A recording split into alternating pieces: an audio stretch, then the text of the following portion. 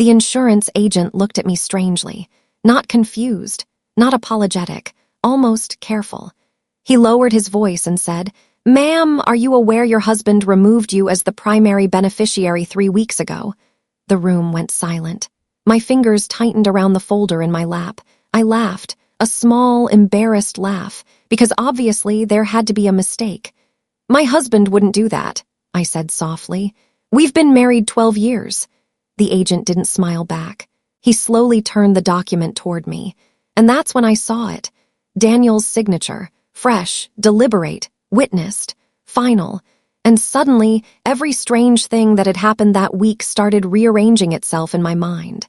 The late-night phone calls, the locked study door, the way he watched me before I fell asleep, the way he insisted I start taking new vitamins he bought himself.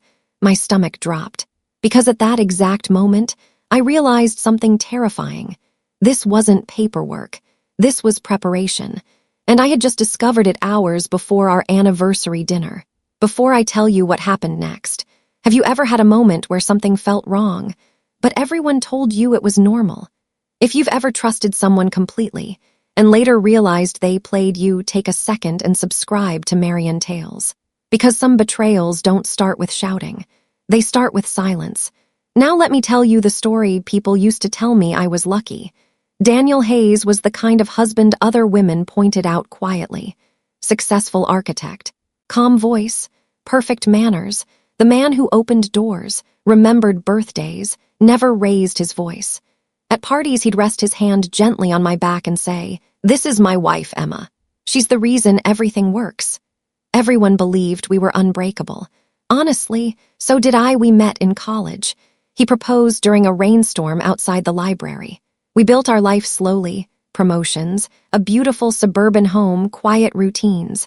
No dramatic fights, no scandals, just stability. Or at least that's what I thought. 3 months before the insurance meeting, small things began changing. Nothing obvious, nothing you could accuse someone over, just wrong. One night I walked into the kitchen and Daniel immediately locked his phone. I laughed. "Planning a surprise?" He smiled too quickly. "Work stuff."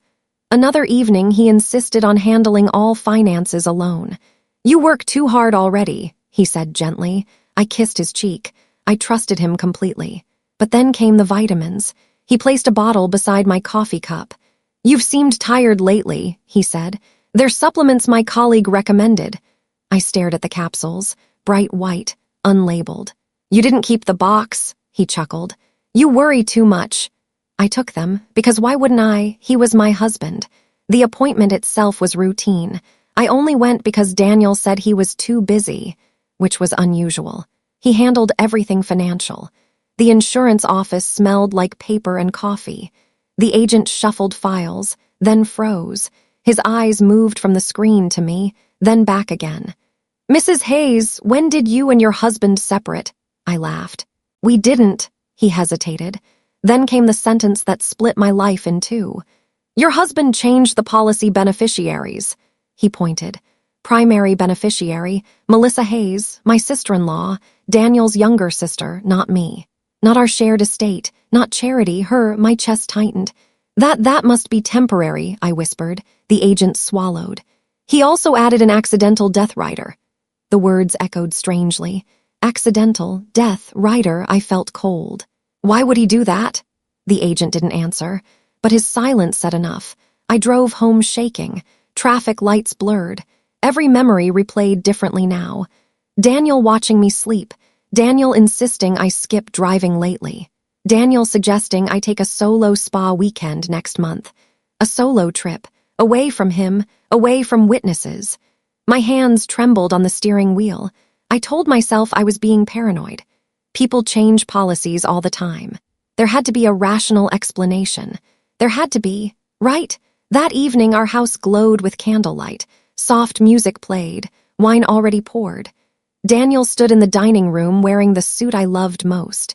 He smiled warmly. "There's my beautiful wife." For a moment, I almost believed everything was normal.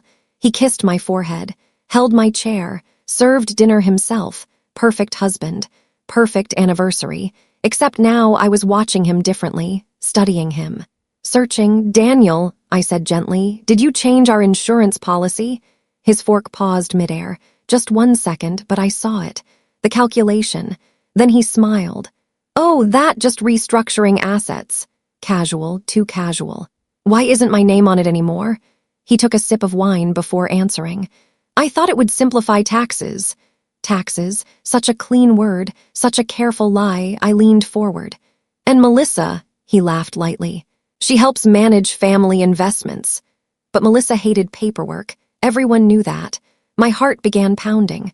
Something was deeply wrong. I watched him pour more wine into my glass. Too much wine. His hand steady, eyes on mine. Drink, he said softly. You deserve to relax tonight. My stomach twisted.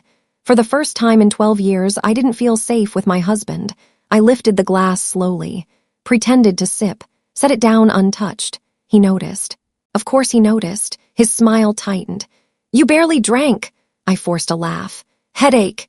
His eyes lingered on me, too long, too observant, like he was waiting for something. Then my phone buzzed. Unknown number. I almost ignored it. But something told me to answer. A woman's voice whispered urgently, Emma, don't eat anything he gives you tonight. My blood turned to ice. Who is this? Silence. Then he changed more than insurance. The line disconnected. I looked up. Daniel was watching me, not lovingly, not warmly, but intensely, like a man trying to read whether his plan was still working. And in that moment, I understood something horrifying. The insurance policy wasn't the betrayal. It was only the beginning. The doorbell rang, sharp, unexpected. Daniel stood immediately, too quickly. I'll get it, he said, my pulse spiked. Who comes to an anniversary dinner unannounced? I heard laughter from the hallway, a familiar laugh, light, confident, comfortable. Then she walked in, Melissa, my sister-in-law, perfect hair, perfect dress, perfect smile. She opened her arms dramatically. Surprise! I stood slowly. Melissa, she hugged me tightly, too tightly, and whispered in my ear, I hope you're having a memorable evening. A chill slid down my spine. Daniel poured her wine without asking, without hesitation, like this visit had been planned. Melissa sat at the table as if she belonged there, as if I were the guest. Daniel leaned back casually. We were just talking finances. Melissa smiled. Oh, good, transparency is important. Her eyes met mine, sharp, assessing. Like she was checking whether I already knew. I forced calm into my voice. I learned today I'm no longer Daniel's life insurance beneficiary. Silence fell over the table. Melissa didn't look surprised. She smiled, slowly. Then she said the sentence that landed like a slap. Well, sometimes people prepare for inevitable transitions. My chest tightened. I'm not dying, I said quietly. Melissa tilted her head. No one ever plans to. Daniel laughed softly. Let's not make this dramatic. But his voice lacked warmth. It sounded rehearsed, controlled. Melissa lifted her glass. To new chapters. Daniel clinked his glass against hers. They drank together. I didn't. Melissa noticed immediately. You're not drinking again? She asked sweetly. I smiled tightly. Still have that headache. She exchanged a quick glance with Daniel, a silent conversation, and suddenly I felt it. I wasn't sitting at my anniversary dinner. I was sitting inside a meeting, a decision already made without me. Melissa leaned forward. You've seemed fragile lately, Emma. Fragile. The word hit hard. Daniel nodded slowly. You've been forgetting things. My heart dropped. I haven't. Melissa sighed sympathetically. Denial is common. I stared at them. What are you talking about? Daniel reached across the table, taking my hand like a concerned husband. We've been worried about you, worried. The room spun slightly. Melissa pulled something from her purse. A folder, medical papers. My name printed on the front, my breath caught. What is that? She slid it toward me. Psychiatric evaluation referral. Requested by Daniel Hayes. Reason, memory instability, emotional unpredictability. My hands began shaking. You told people I'm unstable. Daniel spoke gently. I'm trying to protect you. The humiliation burned. Not anger yet, something worse. Confusion. Fear, the slow realization that my reality was being rewritten in front of me. Melissa spoke softly, almost kindly. Emma, do you remember falling down the stairs last month? Yes, I slipped. Daniel exchanged a look with her. You told me someone pushed you, he said, my stomach twisted. I was joking. Melissa shook her head sadly. That's exactly what we mean. They were building a narrative, piece by piece, painting me as unreliable, unstable, unwell. And suddenly, the vitamins made sense. The insistence I stop driving, the control over finances. If I appeared mentally unstable, if something happened to me, no one would question it. Tears burned behind my eyes. Why are you doing this? Daniel squeezed my hand tighter. Because we love you. The words felt poisonous. I stood abruptly. I need air. I walked toward the kitchen. Melissa followed seconds later. She closed the door behind her. Her smile disappeared instantly. Cold, calculating, she leaned against the counter. You figured it out faster than we expected. My heart slammed. What are you talking about? She shrugged. Daniel deserves stability.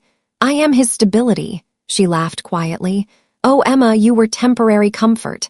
The words hit like a physical blow. She stepped closer. He's been planning this for months. My voice broke. Planning what? Melissa smiled faintly and said, an exit. I stared at her. You're lying. She tilted her head.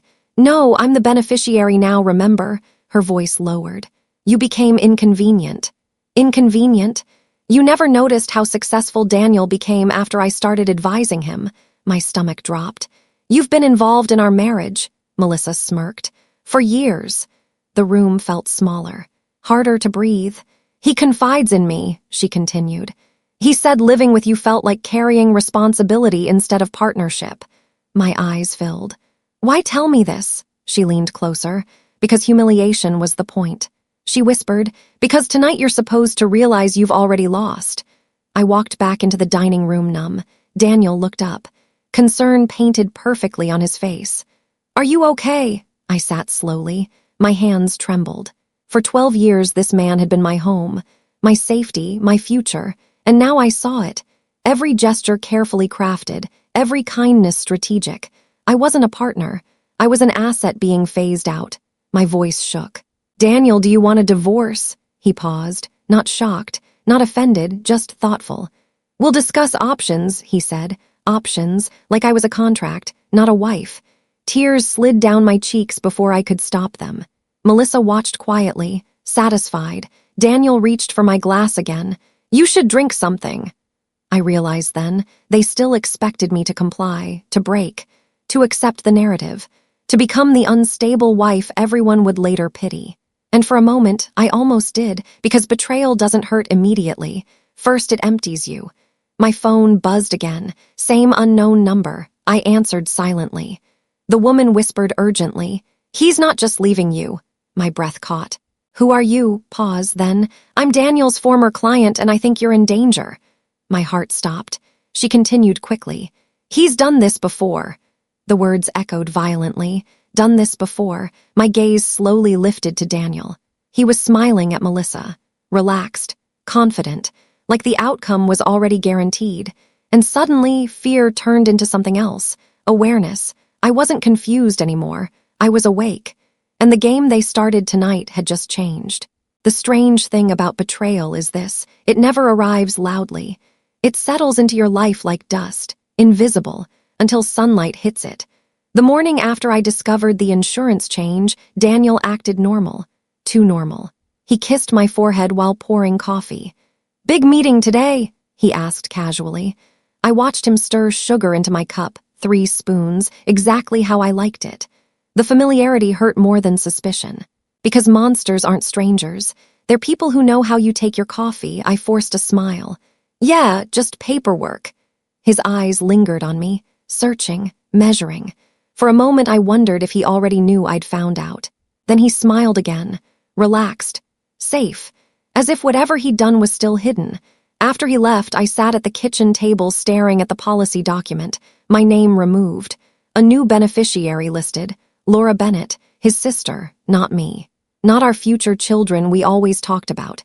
Not even split percentages, just her, 100%. I called the insurance company again. A different representative answered. Can you confirm when the beneficiary change was requested? Typing sounds. Pause. 3 months ago. 3 months. I tried to remember who we were 3 months ago. We'd celebrated our anniversary, gone to dinner. He'd held my hand across the table, told me I was his forever. My voice shook. Was my consent required? Another pause. No, ma'am, the policyholder has full authority. Something cold settled in my chest. Authority, ownership, control. That afternoon, I drove past Daniel's office. I told myself it was coincidence. It wasn't. I parked across the street and watched employees leaving for lunch. And then I saw her. Laura, laughing beside him, too close, too familiar. She touched his arm while talking.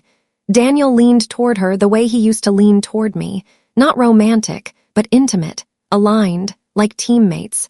I felt ridiculous sitting there, jealous of a sister-in-law, suspicious without proof.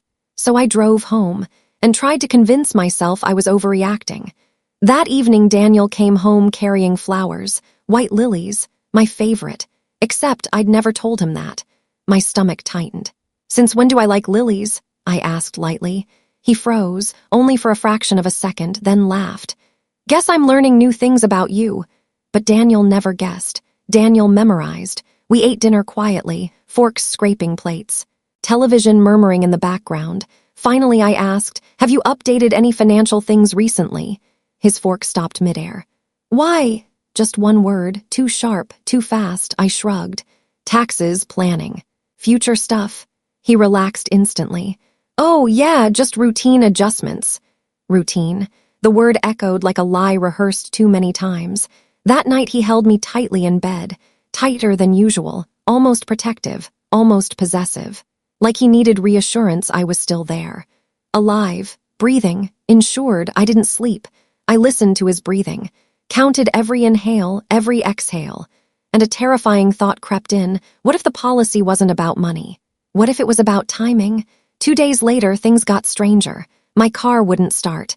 The mechanic said the brake line looked worn. Probably age, he told me, but the car was barely 3 years old. Daniel insisted on paying immediately. Didn't even question the cost, just wanted it fixed. Fast. That night I found him in the garage, standing beside my car, not working, just looking at it. When he noticed me, he smiled too quickly. Just checking everything's safe. Safe. The word echoed wrong. I began noticing patterns. Daniel asking where I'd be during the day, texting more often, calling if I was late. Tracking without admitting he was tracking. Concern disguised as love. Then came the dinner invitation. Laura invited us over. Family night. Daniel insisted we go. His enthusiasm felt forced, like attendance mattered, like witnesses mattered. At Laura's house, conversation flowed easily. Wine glasses clinked. Music played softly. But beneath the laughter, something moved silently between them. Unspoken communication. Shared understanding. Inside jokes I wasn't part of. At one point, Laura looked directly at me and said, "You're lucky Daniel takes such good care of you." The sentence sounded kind, but her eyes studied me, evaluating, calculating, as if confirming something. Later, while clearing dishes, I overheard them in the hallway. Laura whispered, "Is everything ready?" Daniel replied quietly, "Soon." My heartbeat thundered. Ready for what? I stepped into the room deliberately. They stopped talking immediately. Both smiled, too rehearsed, too synchronized. Driving home, silence filled the car. Streetlights passed across Daniel's face. Shadow, light, shadow, light. I realized I didn't recognize the man beside me anymore. That night I searched through our shared files, bank accounts, investments, legal folders, and then I found another document, a notarized update, medical authorization. Emergency decision rights transferred from me to Laura. My hands started shaking. Insurance, medical authority, financial updates, all shifting away from me, quietly, systematically, without discussion, without warning. I sat on the floor surrounded by papers, a terrifying realization forming. This wasn't impulsive. This was preparation, long-term preparation. Behind me, the bedroom door creaked open. Daniel stood there, watching. "How long have you been up?" he asked softly. I closed the folder slowly. "Daniel," my voice barely worked. "Why am I disappearing from our life?" He stared at me, and for the first time since I met him, he didn't immediately answer. He stood in the doorway, half-lit by the hallway light, studying me like I was a problem he hadn't expected to solve yet. Not angry, not defensive, just calculating. My stomach dropped because innocent people react fast. Guilty people measure their words. He finally exhaled. "You're overthinking again." Again. That word landed like a slap, not this time. Not something specific, just again. A pattern, a narrative already prepared. I swallowed hard. "Why did you remove me from the insurance?" His eyes flickered. There it was, recognition. He knew exactly what I meant. But instead of explaining, he smiled softly and walked toward me. Slow, careful, like approaching a frightened animal. "It's temporary," he said gently. "Financial restructuring." Corporate language, cold language. Not husband language.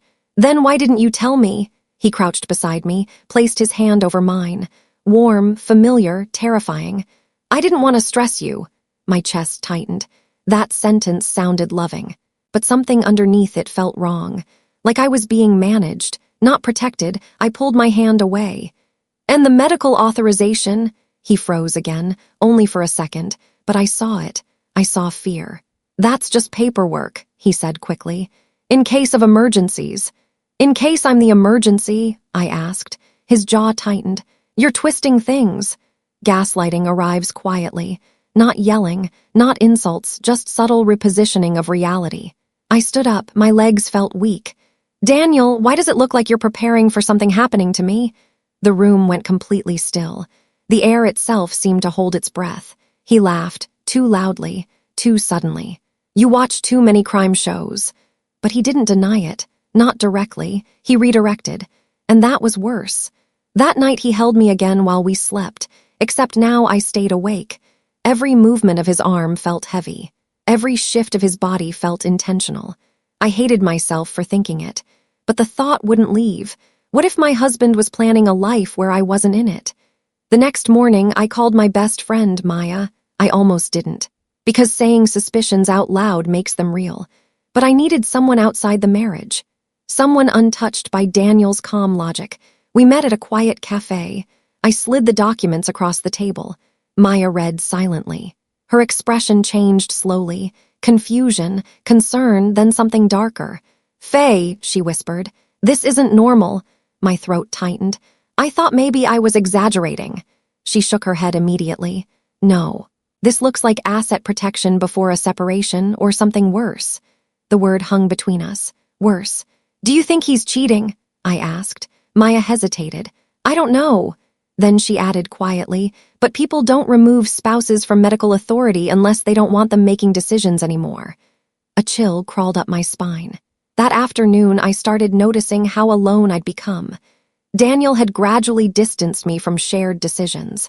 He handled finances now, insurance renewals, investments, legal matters. I trusted him. Because marriage is built on trust, and trust makes excellent camouflage. When I got home, Daniel was already there, earlier than usual, standing in the kitchen, waiting. "How was your day?" he asked, too casual, too observant. I forced normalcy. "Fine." He studied my face carefully. "You seem tense." He always noticed, always read me perfectly. And suddenly I realized something horrifying. He knew exactly how to keep me emotionally balanced. Because he knew exactly how to destabilize me too. That evening he cooked dinner, lit candles, played our song. It felt romantic. Except romance after suspicion feels like strategy, not love. Halfway through dinner he said casually, "I scheduled you a wellness check next week." I blinked. "A what?" "Full health evaluation, just routine." My fork stopped. "I didn't ask for that." He smiled reassuringly. "I just worry about you." The words sounded caring, but something snapped inside me. Every decision lately had been made for me. Without me, insurance, medical rights, appointments, control disguised as concern. "Cancel it," I said quietly. His smile faded. "It's already booked." I said cancel it. Silence filled the room. For the first time, tension replaced calm. Daniel leaned back slowly. "You've been anxious lately," he said carefully. My pulse spiked. "I'm reacting to things you're doing." He shook his head gently. "No, you're misinterpreting things." There it was again, reality shifting beneath my feet. Gaslighting doesn't scream, it erodes certainty. That night, I locked the bathroom door while showering, something I had never done before. The click of the lock sounded louder than water hitting tile. I stared at my reflection afterward, eyes tired, shoulders tense. A woman beginning to doubt her own safety inside her own marriage. 2 days later, another incident happened. I fainted at work, just dizziness, probably stress. But when I woke in the clinic, Daniel was already there. Before anyone had called him. "How did you know?" I asked weakly. He hesitated. "The office contacted me." But the receptionist later told me they hadn't reached him yet. My blood ran cold. He had tracking access to my phone. Emergency monitoring enabled without my knowledge. That night I checked my settings. Location sharing, health alerts, emergency notifications, all routed to Daniel. Not me, not mutual, only him, watching, monitoring, prepared. I barely slept. Every memory began rearranging itself, every loving action gaining a second meaning. And then the final piece fell into place. 3 months ago, the same week the insurance changed. Daniel had taken out a second loan. Large, private, hidden from shared accounts. I confronted him immediately, the moment he walked through the door. "What loan, Daniel?" He froze. Actual fear crossed his face this time. Not calculation, fear. "It's business-related," he said quickly. "Then why hide it?" His voice sharpened. "Because you worry too much." The sudden anger stunned me. He never raised his voice. Never. I stepped back instinctively. And that's when I noticed something chilling. He noticed me stepping back and immediately softened, regained calm like a switch flipping. Controlled anger, controlled kindness, controlled narrative. "Emma," he said gently, reaching for me. "I'm doing all of this for us." But his eyes didn't match the words. They looked desperate, pressed, cornered. That night I slept with my phone under my pillow. Car keys beside the bed, just in case. I didn't even know what the case was. Only that my instincts were screaming, and then everything collapsed. It started with a phone call at 2:13 a.m., unknown number, a woman's voice. Quiet, urgent. "Are you Daniel's wife?" My heart pounded. "Yes." A pause. Then she said words that shattered whatever safety remained in my world. "You need to check the accident report filed under your name." Silence swallowed the room. "I haven't been in an accident," I whispered. Another pause. "Then that's why I'm calling." My hands trembled. "What accident?" Her voice lowered. "Someone reported you deceased." The woman stayed on the phone. I could hear papers moving on her side, typing, breathing, official sounds, real sounds. Not imagination, not anxiety, reality. "Ma'am," she said carefully, "are you safe right now?" That question changed everything. People don't ask that casually. They ask it when danger already exists. "Yes," I whispered automatically. But even as I said it, I wasn't sure anymore. Daniel shifted beside me in bed, still asleep, peaceful, unaware, or pretending to be. I walked quietly into the hallway and closed the bedroom door behind me. My heart pounded so loudly I was sure he would wake up. "What accident report?" I asked. The woman hesitated. "I shouldn't be discussing details without confirmation, but your name appears attached to a fatal vehicle incident reported earlier tonight." Fatal. The word echoed inside my chest. "I'm standing in my hallway," I said. "I'm alive." Another pause, then, "That's why this flagged our system." My hands trembled. "Who reported it?" Keys clicked rapidly. "I can't disclose that yet. But someone used my identity, yes. And listed me as dead, yes." The world tilted. My knees weakened. I leaned against the wall, trying to breathe. Because suddenly every strange decision Daniel made lined up perfectly. Insurance change. Medical authority removed. Monitoring my location. Financial restructuring. A private loan. Preparation. Not for separation. For aftermath. I ended the call slowly, staring at the dark hallway, listening to the quiet hum of our home, the same home where I once felt safest. Now it felt staged, designed, like a set waiting for an event. I returned to the bedroom. Daniel lay exactly where I left him, one arm across my pillow, his face calm, trustworthy, familiar, the man I married, the man who might already have paperwork declaring me dead. I didn't wake him. I couldn't. Because if my fear was wrong, I would destroy our marriage. But if my fear was right, waking him could destroy me. I didn't sleep.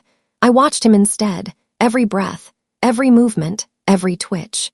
And sometime before sunrise, I noticed something I had never seen before. His phone vibrated. He grabbed it instantly, before opening his eyes. Reflex. Prepared. He stood and walked into the bathroom to answer, door half closed, whispering. I moved quietly toward the hallway, not spying, surviving. It was filed already, he murmured. Pause. No, she doesn't know. My chest tightened painfully. Silence. Then, yes, once the claim clears, the rest faded into running water. But I didn't need more. My world cracked open silently. I stepped back into the bedroom before he returned. Pretended to sleep. Heart racing so violently I thought he'd hear it. He climbed back into bed carefully. Watched me. I felt his gaze even with closed eyes. Long, evaluating. Then he kissed my forehead. Soft, gentle, almost goodbye. Morning arrived heavy and unreal. He acted perfectly normal. Coffee made, breakfast ready, news playing softly. A husband performing routine. But now I saw every movement differently. Controlled, measured, watching. I have meetings today, he said casually. I'll be late. Of course he would. Paperwork doesn't finalize itself. The moment he left, I moved. Fast, no hesitation, no second guessing. I grabbed his office key from the spare drawer, something I'd never touched before, because trust once lived here. His home office smelled faintly of leather and printer ink. Neat, organized, locked cabinets, password-protected laptop. A life carefully curated, except fear sharpens intuition, and intuition notices patterns. Inside a drawer beneath tax folders, I found a sealed envelope. My name written in Daniel's handwriting. Emma, not sweetheart, not love, just Emma, legal, final. My hands shook opening it. Inside were copies of documents. Insurance beneficiary update, asset transfer agreements, emergency contact revisions, and one form that froze my blood. Life insurance payout authorization, pending claim review. Claim reason, fatal vehicle accident. Policyholder, Emma. Beneficiary, Daniel. I couldn't breathe. This wasn't paranoia anymore. This wasn't misunderstanding. Someone had officially begun processing my death, and my husband stood to gain everything. My phone rang. Unknown number again, the same woman. Emma, we verified something.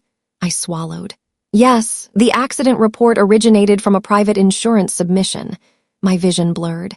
Submitted by whom? Silence. Then carefully, your spouse. The word hit harder than any scream could. Spouse. Not suspect, not stranger. Husband, my knees gave out. I slid onto the floor. 10 years of marriage replayed in fragments. Vacations. Late-night talks. Shared dreams. Every memory suddenly fragile. Because love doesn't prepare you for betrayal this precise. Emma, the woman continued gently, we're opening a fraud investigation. But you need to be cautious. Cautious, a professional warning, not emotional, procedural, which made it more terrifying. What do I do? I whispered. Her answer came immediately. Do not confront him yet. That sentence confirmed everything. Authorities believed danger existed. Real danger. I hung up slowly, sat in the quiet office, surrounded by evidence that my life had been reorganized without my consent, without my knowledge. Possibly without my survival included. And for the first time since marrying Daniel, I felt something stronger than fear. Clarity. If he believed I was already gone, then maybe my greatest advantage was letting him keep believing that. I wiped my tears, closed the envelope, placed everything back exactly where I found it, because survival now required patience. Observation, strategy. The game had changed. I was no longer trying to save my marriage. I was trying to understand why my husband had prepared for my death, and I had no idea yet that the truth would be worse than betrayal. It would expose a plan already moving forward. Without me, I didn't cry. That surprised me the most. I thought discovering your husband had filed paperwork connected to your death would shatter you instantly. But shock doesn't always explode. Sometimes it freezes you into focus. Every emotion narrowed into one goal: stay alive. Stay quiet. Learn everything. Daniel believed I trusted him. That was my only protection. So when he came home that evening, I greeted him exactly the same way I always had. I kissed his cheek, asked about his day, smiled at the right moments, performed normal. And for the first time in my marriage, I understood how easy it was to act loving while hiding the truth. He watched me closely during dinner, not obviously, just small glances, micro-checks, like he was confirming something still matched expectations. "You seem better today," he said. "I slept well," I replied. That wasn't a lie. Fear sharpens sleep into brief, heavy drops of exhaustion. He relaxed slightly. And that told me something important. He had expected instability, expected me to question things, expected resistance, which meant my calmness reassured him. Good, let him feel safe. Later that night, while he showered, his phone lit up on the counter. I didn't plan to look, but survival changes moral boundaries. The screen showed a message preview. Unknown contact. "We need confirmation before release." My heart pounded. Another message followed. "She can't interfere." I stared at the words. Cold spread through my chest. Not just Daniel, someone else was involved. The phone locked before I could open it. Footsteps approached. I stepped away instantly. Back into routine, back into character. That night I barely breathed while lying beside him, because now the story was bigger, more organized, more intentional, and far more dangerous than I first imagined. The next morning I drove to work but didn't go inside. Instead, I sat in the parking lot calling the insurance investigator again. "I need to know everything legally possible," I said quietly. The woman's voice softened. "We're escalating this case." She paused. "There's another authorized contact tied to the policy." My fingers tightened around the steering wheel. "Who?" Another pause, then "a financial consultant listed as co-administrator." My stomach dropped. Daniel worked alone. He handled finances personally. He never mentioned a consultant. "Name?" I asked. Keys clicked. "Melissa Grant." The name hit me instantly. Daniel's former colleague. A woman he once described as brilliant but intense. I had met her twice. Perfect smile, perfect posture, perfect composure. She had hugged me warmly at a company party, called me lucky. Suddenly memories rearranged themselves. Late meetings, business dinners, weekend strategy calls. I had believed it was career growth. Now it felt like coordination. I drove straight to Daniel's company building, not to confront anyone, just to observe. The lobby buzzed with normal corporate energy. People laughing, typing, coffee cups everywhere. Ordinary life continuing while mine quietly unraveled. And then I saw her, Melissa, standing near reception, talking to Daniel, too close, too comfortable. They weren't touching. But intimacy isn't always physical. It lives in familiarity, in shared confidence, in silent understanding. I stepped behind a column instinctively. Not ready, not yet, I watched instead. Melissa handed him a folder. He flipped through pages quickly. Serious, focused. She leaned closer and whispered something. Daniel laughed softly, a private laugh. When I hadn't heard at home in months, then she said words I will never forget. "I told you she wouldn't notice." My entire body went cold. Daniel nodded, relaxed, relieved, like a plan progressing smoothly. I walked out before they could see me. My legs barely worked. The air outside felt thin, heavy, unreal, because betrayal inside marriage hurts, but collaboration makes it unbearable. This wasn't impulse. This was partnership. I sat in my car shaking, not from sadness, from realization. I hadn't been losing Daniel slowly. I had been strategically removed. Piece by piece, authority, access, protection, identity. Until legally, emotionally, financially, I barely existed inside my own life. And suddenly something inside me shifted. Fear turned into clarity. They believed I was naive, predictable, safe to manipulate. That assumption would become my advantage. That evening, Daniel invited me to a company charity gala. Normally, I loved these events, but now every invitation felt intentional. "I think it'll be good for you," he said casually. Good for me or good for appearances? I agreed, because information lives where people feel confident, and confident people make mistakes. The gala was elegant, soft music, champagne glasses, warm lighting, everyone smiling. Performing success.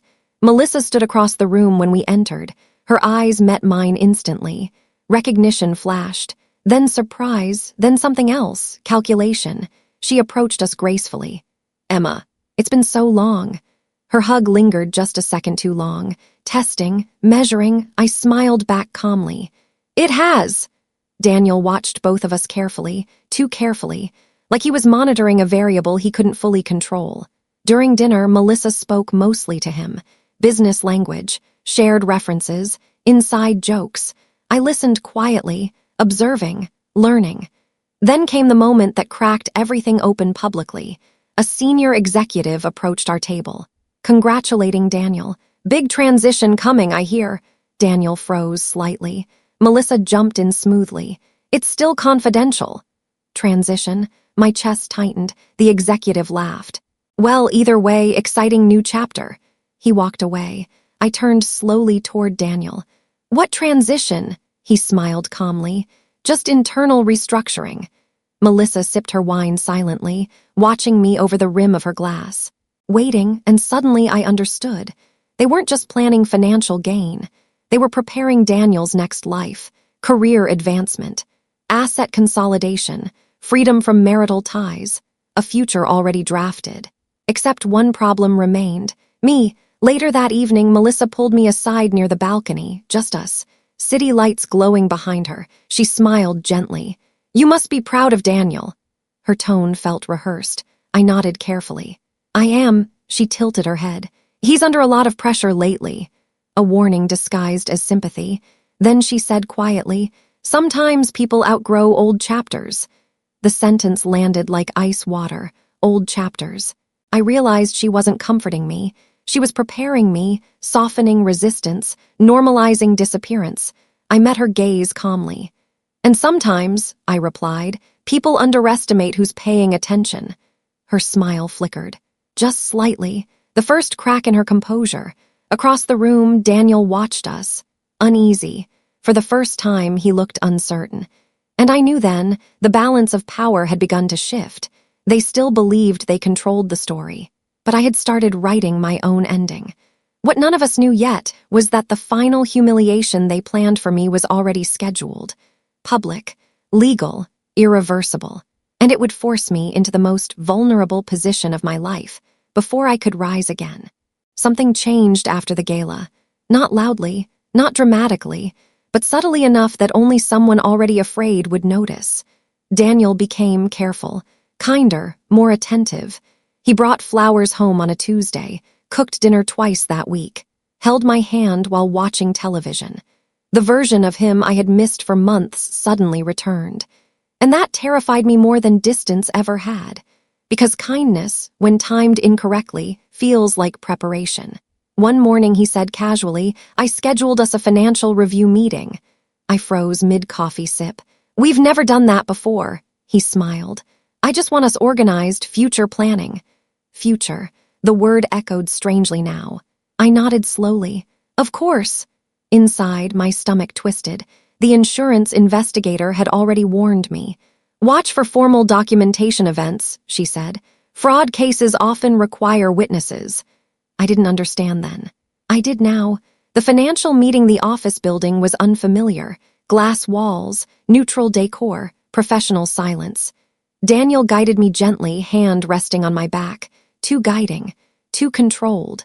Melissa sat inside the conference room. Waiting, of course she was. She stood warmly. "Emma, good to see you again." Her smile looked practiced, corporate empathy. Daniel pulled out a chair for me. I sat slowly. A man I'd never met introduced himself as a legal financial advisor. Folders already prepared. Pens aligned perfectly. Everything ready before I even arrived. The meeting began harmlessly. Savings overview, investment updates, retirement projections, numbers I barely followed because my instincts screamed louder than logic. Then Melissa slid a document toward me. "Just standard beneficiary confirmations." My chest tightened. I scanned the page. Legal language, dense paragraphs, but one section stood out instantly. Emergency asset transfer authorization. My signature line waited at the bottom. "What is this exactly?" I asked. Daniel answered quickly. "It's just administrative, in case of unexpected events." unexpected events.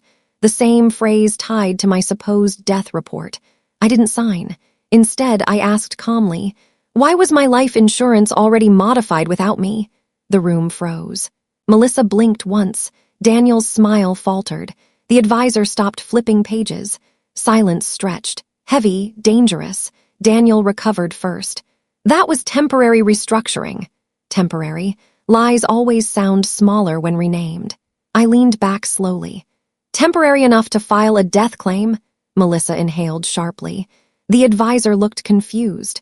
Daniel's face drained of color. For the first time, they didn't control the conversation.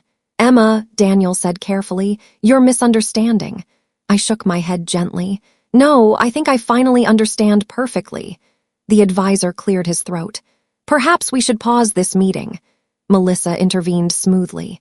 No, everything is fine. But her voice lacked confidence now. I stood, hands trembling despite my effort to remain calm, because confrontation is never powerful at first. It's terrifying. You feel exposed, uncertain, alone. I received confirmation from the Insurance Investigation Unit, I said quietly. Daniel's eyes widened. Melissa's composure cracked visibly, and suddenly I saw it. Fear, real fear. You filed documentation declaring me dead, I continued. My voice shook, emotion finally breaking through strategy. Do you know what that feels like? No one answered. The advisor slowly closed his folder. I was not informed of any such matter. Melissa looked at Daniel. Daniel looked at Melissa. The silent partnership revealed itself without words. And then Daniel said something that shattered me more than the betrayal itself. We were trying to protect our future. Our future, not my safety, not a mistake, a decision. Tears filled my eyes despite my resistance. By erasing me, my voice cracked, years of love collapsing inside one question. People outside the glass walls began noticing tension. Watching, whispering, public exposure creeping in. Exactly the humiliation they never expected to face themselves. Melissa stood abruptly. Emma, you're emotional right now. That sentence broke something deep inside me, not because it was cruel, because it was dismissive, strategic, designed to make me look unstable. And suddenly I realized the final layer of their plan. If I reacted strongly, I would appear irrational, unreliable, unfit, a narrative ready to justify everything. My hands shook openly now. I couldn't stop it. Vulnerability flooded me, not weakness, human pain. I trusted you, I whispered to Daniel. He avoided my eyes, and that hurt more than anything, because guilt lives in avoidance. I left the room before collapsing completely, walked blindly into the hallway, breathing unevenly, vision blurred. For a moment, I truly felt destroyed. Small, replaceable, disposable, and that was the lowest point. The moment they expected me to disappear quietly, to break, to surrender, to become the unstable version they had already written into paperwork. But vulnerability has a strange power. Because when you survive your breaking point, fear loses authority. Behind me, voices rose inside the conference room. Arguments, panic, damage control, their perfect plan beginning to fracture. I wiped my tears slowly, stood straighter, and called the investigator again. I'm ready, I said. Ready for what? I didn't fully know yet. Only that the next phase would no longer be survival. It would be exposure. What Daniel didn't know, what Melissa didn't know, was that their greatest mistake wasn't attempting to erase me. It was doing it in a system that records everything. And soon, they would learn what real collapse looks like. For the first time since my marriage began unraveling, I chose distance instead of confrontation. I sat in my car parked beside a quiet lake 20 minutes from the city. My hands still trembled, not from fear anymore, from realization. Everything Daniel and Melissa had built depended on one assumption, that I would react emotionally instead of strategically. And for months, I had done exactly that. Confused questions, quiet hurt, searching for explanations, trying to fix something already engineered to fail. But now I understood. This wasn't a marriage crisis. It was a calculated exit strategy. One where my disappearance, emotionally, legally, or physically, simplified Daniel's future. The investigator called me back within minutes. Her voice was different now. Firm, professional, urgent.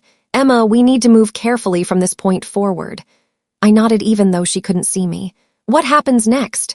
A pause. "Then, we document everything. We let them continue." My stomach tightened. "You want me to pretend nothing happened?" "Yes," she said gently. "Because people committing financial fraud feel safest when they believe the target is still unaware." That word landed heavily. Target. I wasn't a wife inside this situation anymore. I was evidence. Daniel was already there when I walked in, standing in the kitchen, waiting. His posture told me everything. He knew the meeting had gone wrong, but he didn't know how much I knew. "Emma," he said carefully, "we need to talk." I placed my purse down calmly. "I agree." He studied my face, searching for anger. Instead, I gave him calm, measured calm. The most unsettling response possible. "I overreacted earlier," I said softly. His shoulders relaxed instantly. Relief flooded his expression. "I understand," he replied quickly. "You've been under stress." There it was again, the narrative. Emma is unstable. Emma misunderstands. Emma reacts emotionally. I nodded. "I just want things normal again." He stepped closer, pulling me into a hug. His arms felt familiar, safe, and terrifying, because I now understood how easily affection can coexist with betrayal. Over his shoulder, I saw his phone on the counter. Face down, protected, guarded. That night he cooked dinner, talked about future travel plans, asked about my work, played the role of loving husband perfectly. Too perfectly. Because once you see manipulation, you can never unsee choreography. I lay awake beside him later, staring at the ceiling. 10 years together, shared holidays, shared grief, shared dreams. And I asked myself a question I never thought I would. Did he ever truly love me? Or had love simply become inconvenient? The answer hurt, but clarity replaced longing. I didn't need him to love me anymore. I needed the truth. The following week became a quiet operation. I documented everything. Dates, conversations, behavior changes, bank alerts, email confirmations, even small comments that once seemed meaningless. The investigator coordinated with legal authorities. Insurance auditors began reviewing internal records. Digital logs traced policy changes back to specific login sessions, Daniel's credentials, Melissa's authorization approvals.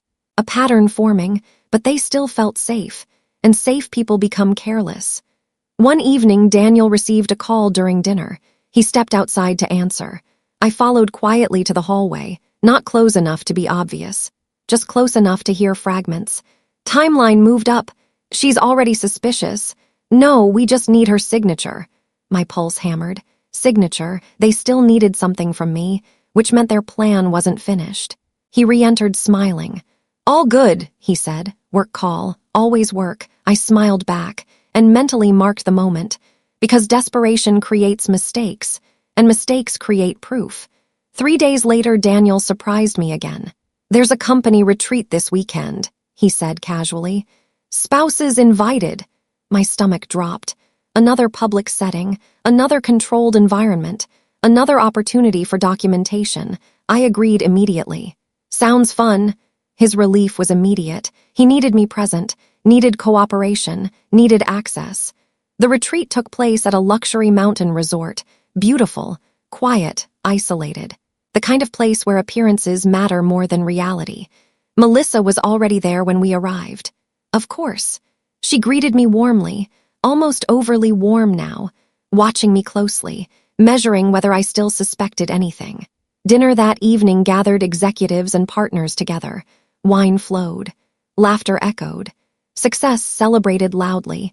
And slowly I noticed something new. Whispers stopped when I approached. Conversations shifted mid-sentence. People glanced at me with subtle curiosity, like they knew something I didn't. Then came the second public humiliation. Not accidental, not subtle, deliberate. A senior partner raised a toast. "To Daniel," he announced, "on his upcoming transition and fresh start." Applause filled the room. Daniel stood modestly. Melissa clapped proudly beside him. I leaned toward Daniel. "What transition?" He hesitated, too long, then smiled. "We'll talk later." But the room already knew. I was the only one uninformed. Again. The partner continued jokingly, "Big life changes require tough decisions." Laughter followed, soft, uncomfortable, eyes flicked toward me. Recognition spreading. In that moment, I realized something devastating. They weren't just planning financial separation. They were socially preparing his exit, rewriting his narrative publicly before I even knew it existed. I excused myself quietly, walked onto the balcony overlooking dark mountains. Cold air hit my face, and for a moment I broke again, not loudly, just silent tears sliding down my cheeks. Because humiliation hurts most when others witness your exclusion before you do. Behind me, a voice spoke gently. "Emma," I turned. One of Daniel's longtime colleagues stood there, uneasy, sympathetic. "I don't think you know everything," he said quietly. My heart raced. "What do you mean?" He hesitated, clearly conflicted, then whispered, "They've been telling people you two are separating." The world tilted. Separating. Already decided, already announced. Without me, that was the moment everything inside me changed. Not fear, not grief, something colder, stronger, resolve, because now I understood they weren't just planning my financial removal. They were rewriting reality itself, and I would not allow my life to be rewritten without truth. The next morning, authorities officially opened a formal investigation. Quietly, without Daniel's knowledge, insurance fraud, financial misrepresentation, potential criminal conspiracy, evidence accumulating rapidly. I returned to breakfast smiling calmly, sat beside Daniel, poured coffee, acted normal, while unknowingly the system had already begun closing around him. He reached for my hand. "You seem happy today." I met his eyes. "I finally feel clear." And for the first time since this nightmare began, he looked uneasy, like instinct warned him something had shifted, because it had. I was no longer reacting to betrayal. I was guiding its exposure. And soon, the collapse he prepared for me would arrive for him instead. Something about Daniel changed after the retreat, not in behavior, in awareness. He started watching me more closely again, but this time it wasn't confidence. It was suspicion, like he could feel the ground shifting under him without knowing why. At breakfast the next morning, he barely touched his food. "You were quiet last night," he said. I smiled gently. "Just tired." He nodded but didn't relax. That was new. Daniel used to relax around me completely. Now he didn't. Because control only feels stable until it starts slipping. I went to work that day, but I didn't focus on anything. The investigation team had already updated me, multiple documents verified, policy manipulation confirmed, unauthorized identity filing flagged, and the most important line, "Prepare for controlled exposure phase." That meant one thing. It was no longer about discovery. It was about public truth. That afternoon, I received a call from HR at Daniel's company. A formal tone, careful wording. "Emma, there is an internal review regarding financial documentation submitted under your name." My hands went cold.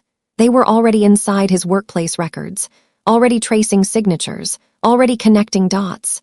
I didn't respond emotionally. I simply said, "I'm aware." That confused them, because victims are usually unaware.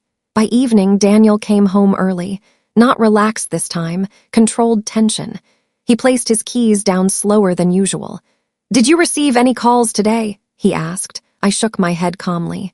"No, why?" He studied me, too long. Then nodded once. "Just work stuff."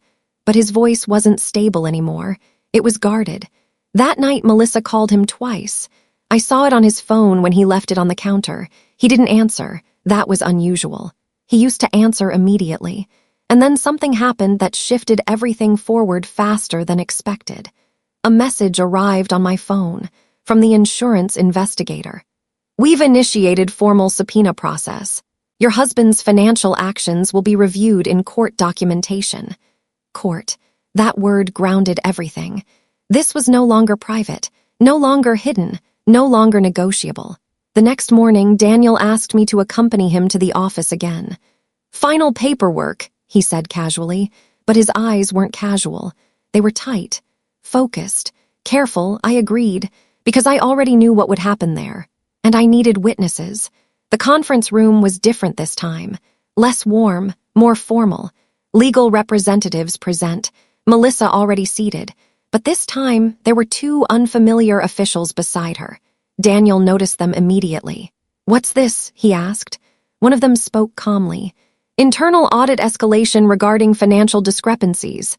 Daniel froze, just slightly, but I saw it. I sat down quietly, hands folded, observing, waiting.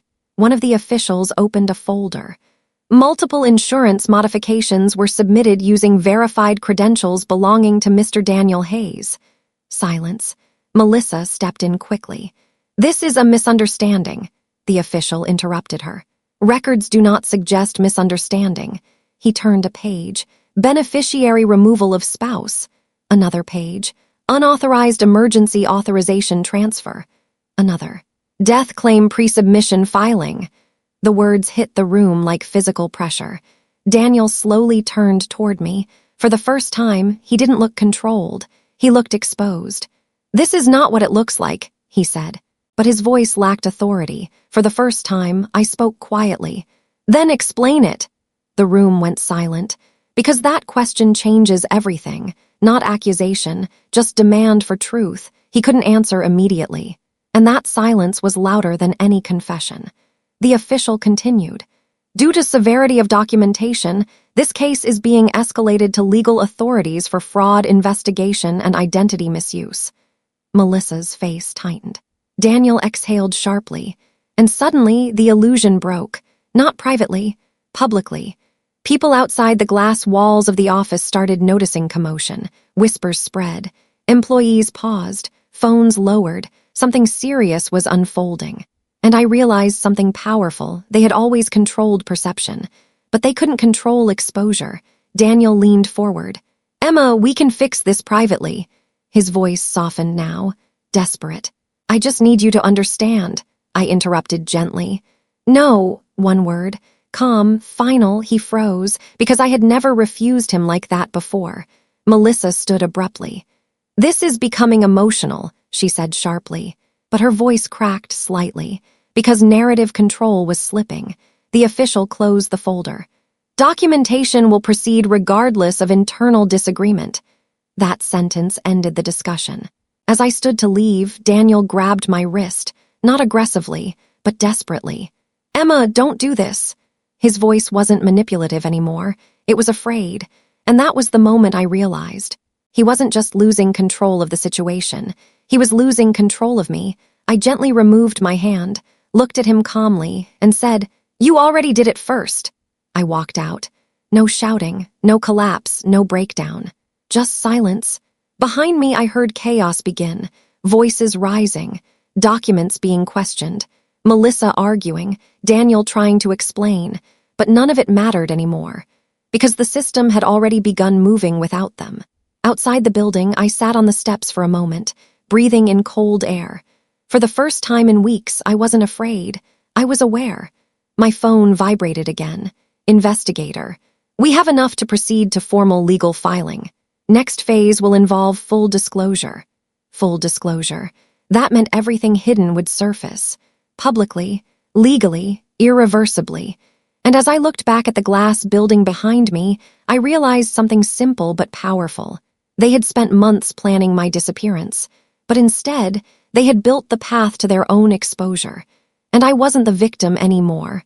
I was the trigger. I didn't sleep the night before the hearing, not because I was afraid anymore, but because silence before truth feels heavier than truth itself. For the first time in months, Daniel didn't call, didn't text, didn't check in. That absence used to feel like distance. Now it felt like consequence beginning to settle. The courthouse felt colder than I expected.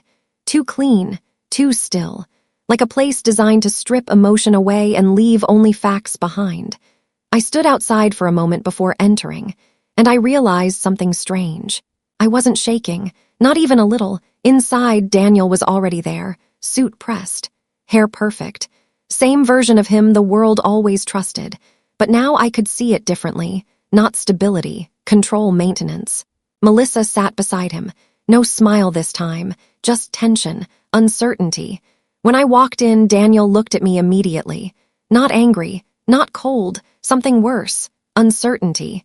because I wasn't the woman he expected anymore. I wasn't breaking. The hearing began quickly. Documents were presented, records reviewed, financial trails exposed, insurance modifications displayed on screen, each one more precise than the last. The investigator spoke clearly. Unauthorized beneficiary change.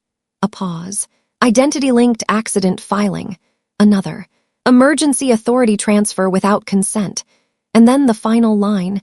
Pattern indicates coordinated financial restructuring prior to false fatal claim submission. The room went completely silent. Daniel leaned forward. This is being misinterpreted. But his voice didn't carry power anymore. It carried defense. And defense only appears when truth is already inside the room. The judge looked at him calmly. Do you deny authorizing these changes? A long pause, too long, and in that pause everything collapsed. Not loudly, quietly. Melissa finally spoke. He didn't do it alone. That sentence changed the air instantly. Every head turned. Even Daniel looked at her sharply. She continued, voice tight. I advised him on financial restructuring. Then softer, but I didn't know about the death filing. A crack, small but real. The investigator immediately responded. All approvals are trace-linked. Both parties access system credentials. Melissa froze. Daniel exhaled slowly. And I understood something deeply human in that moment. When pressure becomes real, alliances don't hold. They fracture. The judge turned to me. Mrs. Hayes, would you like to make a statement? I stood slowly. The room felt like it shrank. Every sound disappeared. I looked at Daniel first, then Melissa, then the papers on the table, and I spoke calmly. Not emotional, not dramatic, just final. I spent 12 years believing I was part of a partnership. Pause. But partnerships don't remove you quietly from your own life. A breath. I didn't lose my marriage. I lost access to the truth about my own marriage. Silence. For the first time, Daniel looked down, not defensive, not composed, just human. The judge nodded slowly. The hearing continued. But the outcome was already shifting. Evidence was no longer debated. It was acknowledged. Outside the courtroom, journalists had already gathered. Whispers spread through the hallway. Insurance fraud case. Spousal identity manipulation. Attempted false claim. Not my words. Not Daniel's narrative. Public language now. As we exited briefly for recess, I felt it. The shift. The world was no longer contained. It was expanding outward. Truth was leaving the room.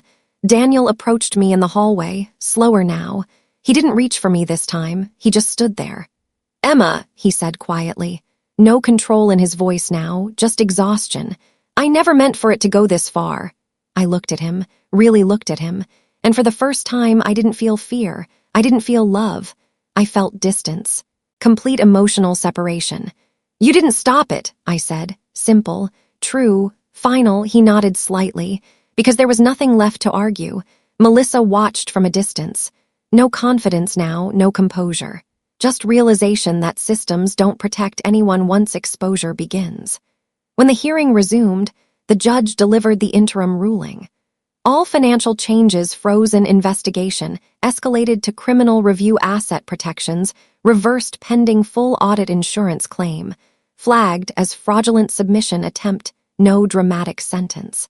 No emotional declaration, just structure correcting itself. And somehow, that felt more powerful than revenge, because justice didn't need noise. It only needed acknowledgement. Outside the courthouse, I finally exhaled fully. Not relief. Not victory, something quieter, release. A friend I hadn't spoken to in weeks approached me. I saw the news, she whispered. I nodded. I'm okay. And I meant it, for the first time. Daniel exited later, no crowd around him. No confidence. Just a man walking out of a system that no longer reflected his control. He didn't look at me, and I didn't look for him, because the ending wasn't confrontation anymore. It was separation. Months later, life didn't become perfect, but it became mine again. No hidden accounts, no silent monitoring, no decisions made without me, just peace slowly returning in fragments. I moved into a smaller apartment. Simple. Quiet, sunlight in the mornings. No locks that felt like protection from someone I once trusted. Melissa reached out once. A short message. No manipulation, just acknowledgement. I didn't reply immediately. Because healing doesn't rush closure. It earns it.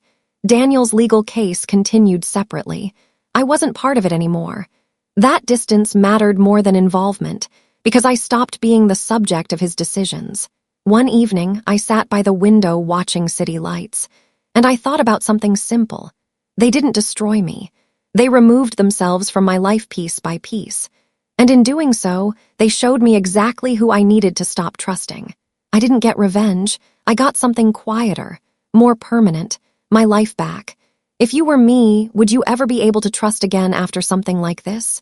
Do you think betrayal like this can truly be forgiven? Or does it permanently change how you see love?